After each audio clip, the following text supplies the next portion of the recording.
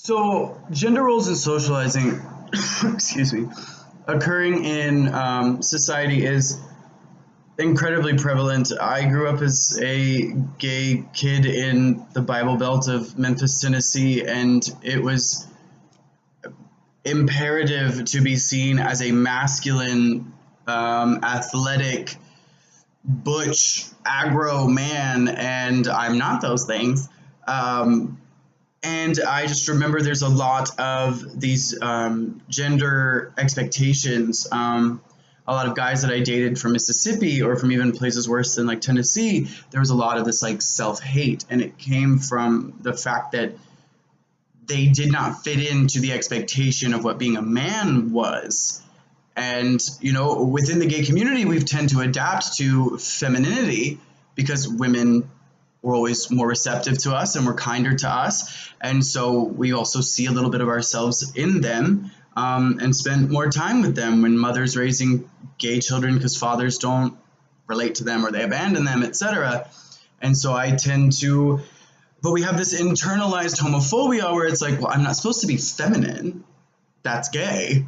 And for the longest time, gay was bad and still in many places is. And to try to challenge that inner self-hate where it's like I'm supposed to be mask. In the gay community, we call it mask, if you're masculine. And a lot of guys will be like, well, I'm mask and I'm only looking for mask. And that's just telltale of what we're talking about here, where it's like you can't be yourself. And there's these gender expectations of men to be masculine and for women to be feminine.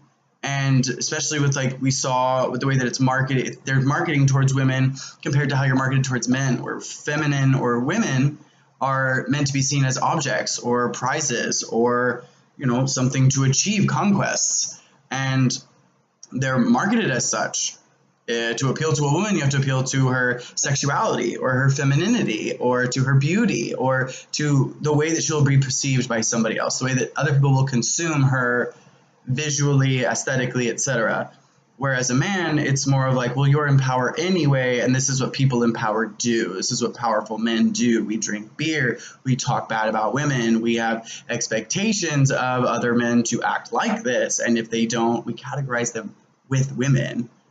Feminine gay boys, even within the community, we are kind of considered similar to women in the sense that, when you're a bottom versus a top, your expectations of the way that people treat you is that, you're a conquest in the same way that in straight relationships, men can have a lot of sex and women are judged for having a lot of sex. A top or an active versus a passive partner in homosexual sex, they're seen similarly and they're kind of marketed to the same way. Like there's the feminine queenie gays and then there's like the butch masculine gays. And there's a way to appeal to both of them, and it completely just follows through with all that we're talking about with these gender stereotypes. Along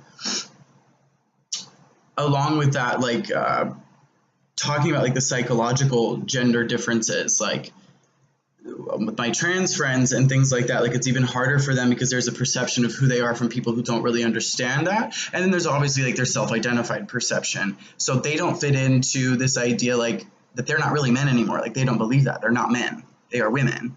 And so because they are women, they expect to be perceived as women by people looking in. And it doesn't always happen that way. And there's not really a lot of marketing towards transgender people. So they kind of fall in this middle weird area where it's is that me? Is that me? Are you talking to me? Are you trying to appeal to who you think I am? Do you only appeal to me during the month of June for Pride? Is it who am I and where do I belong in all of this?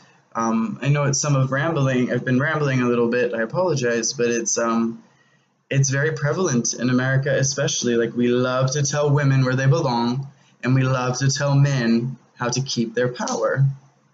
And it's bizarre, from the colors we say mean man to the way men and women are supposed to dress to the colors we say that women and the jobs that women, and it just goes on, and it's something that I don't see in because we're such a capitalistic country, there's profits in that. If you tell women what to think, if you tell women that pink razors are for women and you can charge them $1 more because it's pink and women will buy it because pink, from a business standpoint, that's brilliant.